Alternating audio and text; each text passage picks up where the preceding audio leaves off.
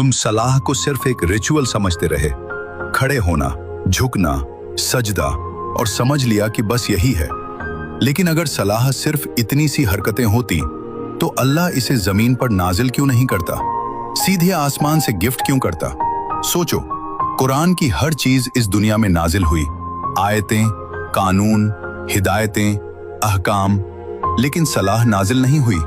सलाह दी गई, और वो भी मेराज की रात, जब रसूलुल्लाह सल्लल्लाहु अलैहि वसल्लम आसमानों के पार बुलाए गए। जो चीज आसमानों में दी जाए वो साधारण कैसे हो सकती है? सलाह कोई रिवॉर्ड सिस्टम नहीं है, सलाह कोई सवाब कमाने की स्कीम नहीं, सलाह कोई सजा से बचने का शॉर्टकट नहीं। सलाह एक टेक्नोलॉजी है, एक ऐसी डिवाइन टेक्नोलॉजी जो इंसान को रियलिटी के साथ अलाइन करती है। टेक्नोलॉजी का मतलब समझो। टेक्नोलॉजी का मतलब मशीन नहीं, टेक्नोलॉजी का मतलब होता है एक ऐसा सिस्टम जो इनपुट ले और आउटपुट में तुम्हारी हालत बदल दे। सलाह वही करती है। तुम बेचैन होकर जाते हो, सुकून लेकर निकलते हो। तुम टूटे हुए जाते हो, जुड़े हुए लौटते हो। तुम ईगो लेकर जाते हो और झुके हुए बाहर आते हो। ये कोइंसिडेंस नहीं है, ये डिजाइन है। कुरान सलाह के बारे में क्या कहता है? अल्लाह फरमाता है, निश्चय ही सलाह बेहयाई और बुराई से रोकती है। सूरह अल अंकबूत 29:45।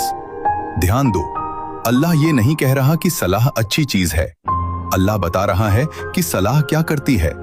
ये मॉरल एडवाइस नहीं, ये फंक्शन स्टेटमेंट है। यानी सलाह डिजायर को रेगुलेट करती है, नफ्स को कंट्रोल में लाती है, इंसान की साइकोलॉजी को रीसेट करती है। सलाह कुरान में 67 बार क्यों आई? अब ध्यान से सुनो। सलाह कुरान में लगभग 67 बार आई है। कुरान में रेपिटेशन कभी एक्सीडेंटल नहीं होती।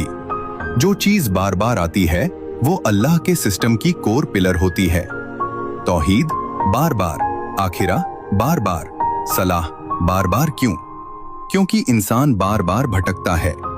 सलाह बराबर बार बार वापस लाने वाला सिस्टम, आज की लैंग्वेज में कहो तो स्पिरिचुअल रिकॉल टेक्नोलॉजी। फखरुद्दीन राजी कहते हैं, इंसान का दिल बिखरा हुआ होता है, सलाह उसे एक बिंदु पर समेट देती है। उनके मुताबिक इंसान की सबसे बड़ी बीमारी है स्कैटर्ड अटेंशन। सलाह का हर स्टेप इनर इंजीनियरिंग है।